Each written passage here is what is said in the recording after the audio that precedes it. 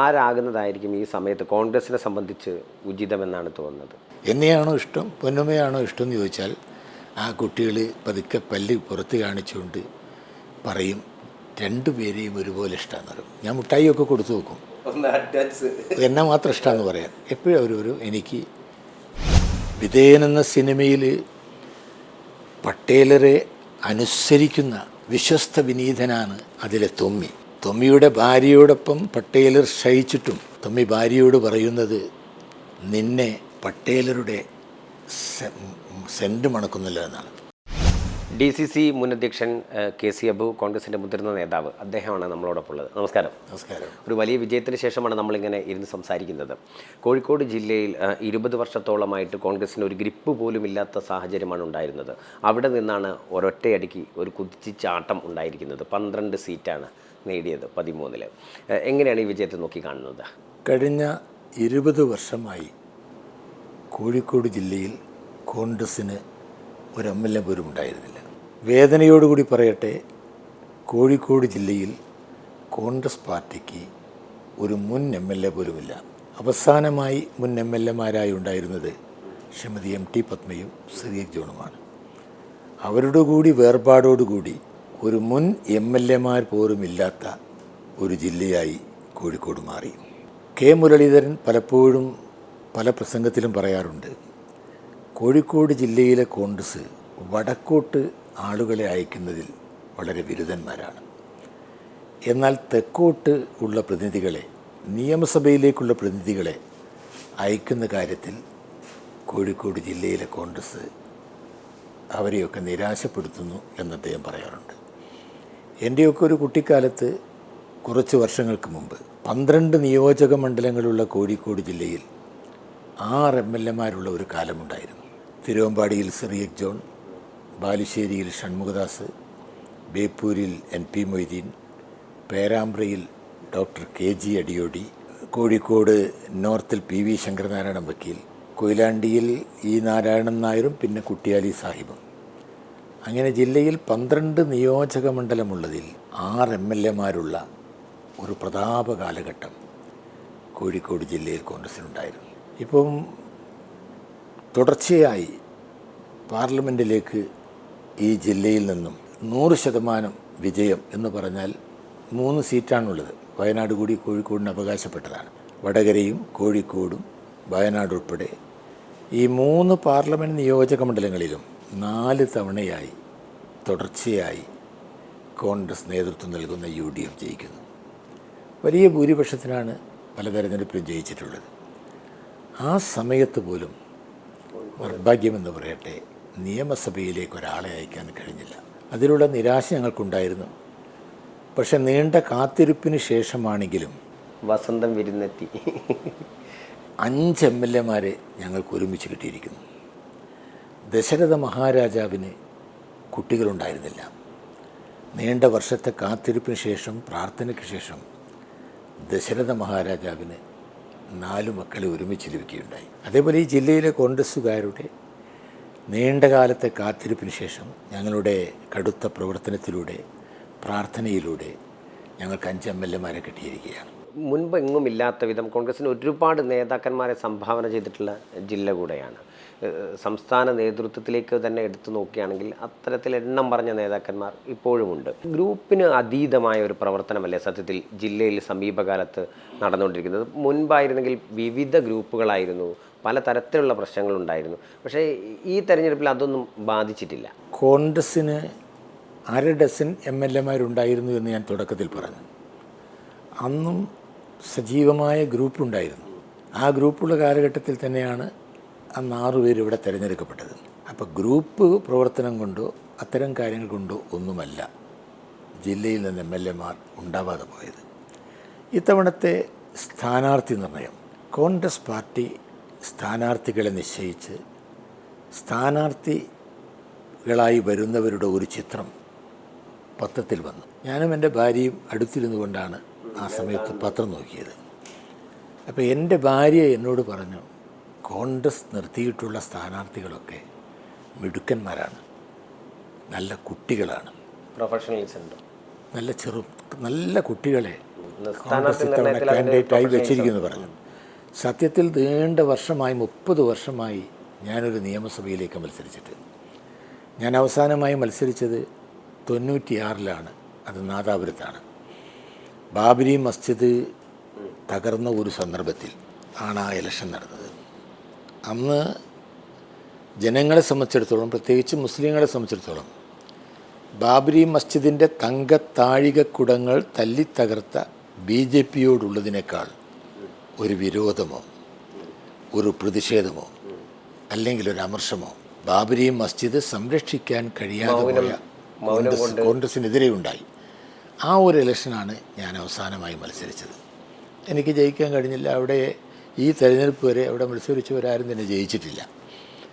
അപ്പോൾ അതിനുശേഷം ഞാൻ ഇലക്ഷന് മത്സരിക്കാൻ ആഗ്രഹിക്കുന്നയാളാണ്.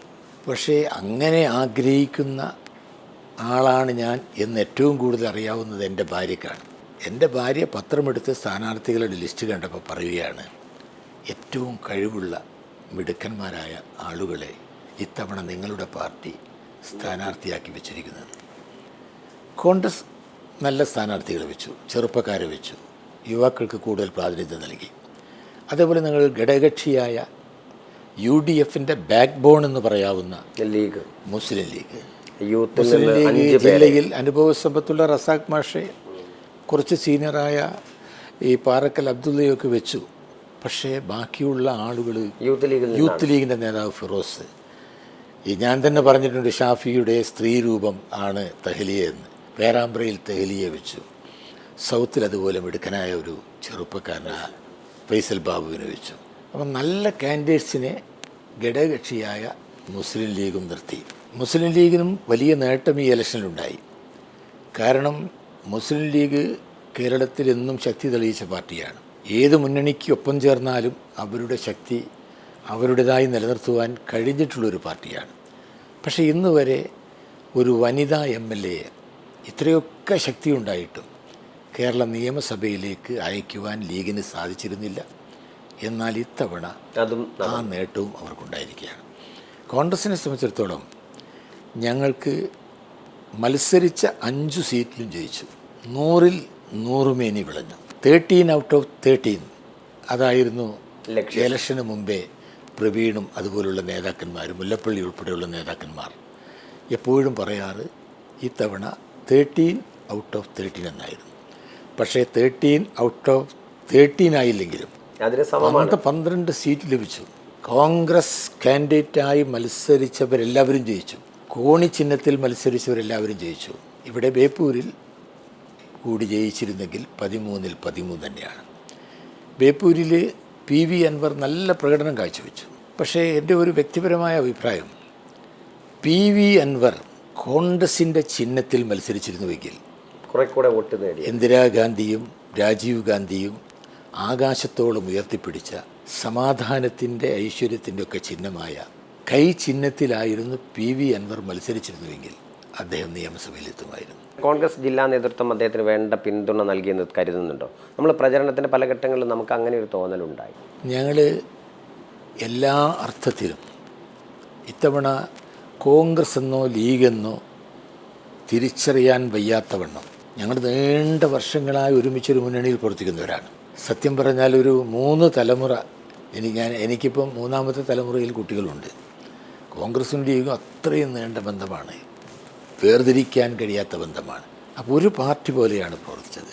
ഞങ്ങൾ എല്ലാ അർത്ഥത്തിലും PV അൻവറിനെയും ഞങ്ങൾ സഹായിച്ചിട്ടുണ്ട്, ആത്മാർത്ഥമായി പ്രവർത്തിച്ചിട്ടുണ്ട്. ഇപ്പോൾ ഈ വിജയമൊക്കെ ഉണ്ടായതിന് ശേഷവും തമിഴ്നാട്ടിൽ ഇപ്പോൾ സത്യപ്രതിജ്ഞ കഴിഞ്ഞു.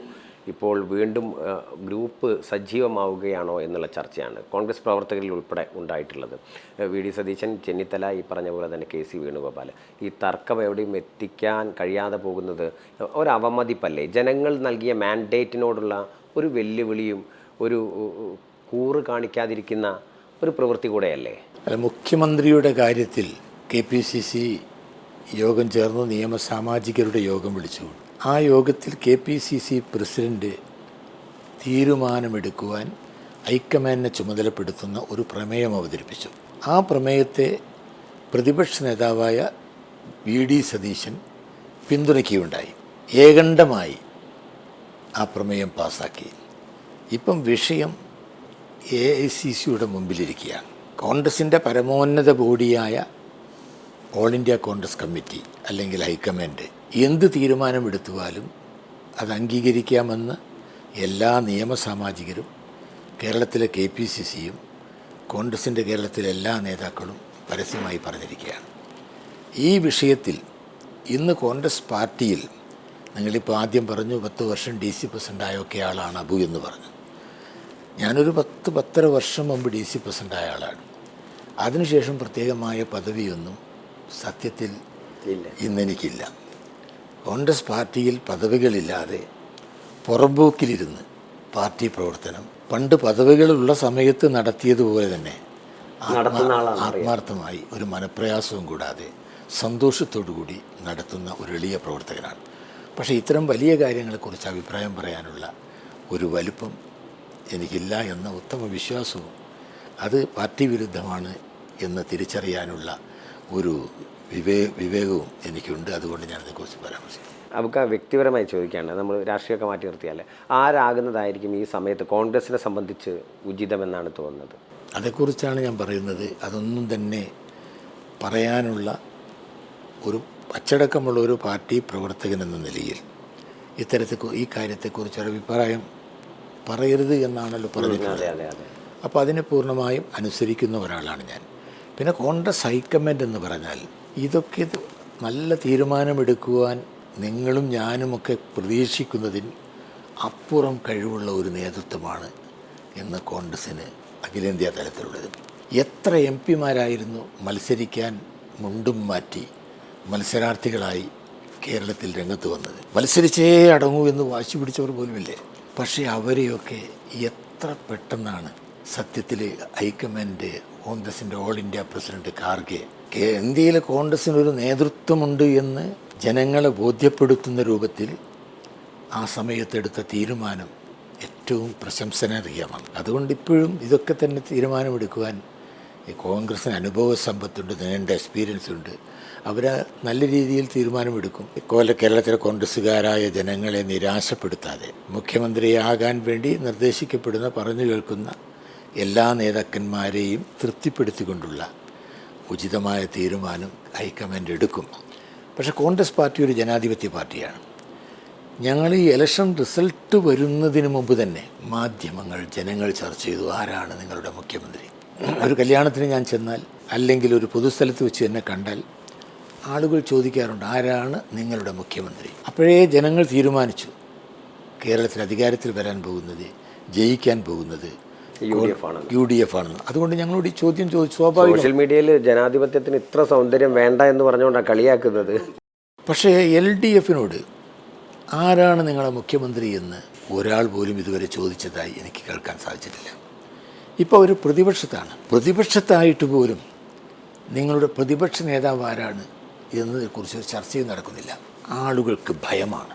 പ്രതിപക്ഷ നേതാവായി പോലും മറ്റൊരാളെ നിർദ്ദേശിക്കുവാൻ, പേര് പറയുവാൻ കോൺഗ്രസ്സുകാരിങ്ങനെ റോഡിൽ പ്രകടനം നടത്തുന്നത് പോലെ അല്ലെങ്കിൽ എവിടെയെങ്കിലുമൊക്കെ ചില ഫ്ലെക്സൊക്കെ വെച്ചോ, അതുപോലെ ഒരു ഫ്ലെക്സെങ്കിലും പ്രതിപക്ഷ നേതാവായി പിണറായി വിജയനല്ലാത്ത മറ്റൊരാളുടെ പേര് വെക്കുവാൻ ഇനിയും സ്വാതന്ത്ര്യം ലഭിക്കാത്ത ഒരു പാർട്ടിയാണ് കേരളത്തിലെ CPM അല്ലെങ്കിൽ ഇടതുപക്ഷം എന്ന് മാത്രമേ എനിക്ക് പറയാനുള്ളൂ. ഞാൻ പണ്ട് വിധേയൻ എന്ന ഒരു സിനിമ കണ്ടു. വിധേയൻ എന്ന സിനിമയിൽ പട്ടേലരെ അനുസരിക്കുന്ന വിശ്വസ്ത വിനീതനാണ് അതിലെ തൊമ്മി. തൊമ്മിയുടെ ഭാര്യയോടൊപ്പം പട്ടേലർ ക്ഷയിച്ചിട്ടും തൊമ്മി ഭാര്യയോട് പറയുന്നത് നിന്നെ പട്ടേലരുടെ സെൻറ്റ് മണക്കുന്നില്ല എന്നാണ്. പ്രതിഷേധിച്ചിട്ടില്ല.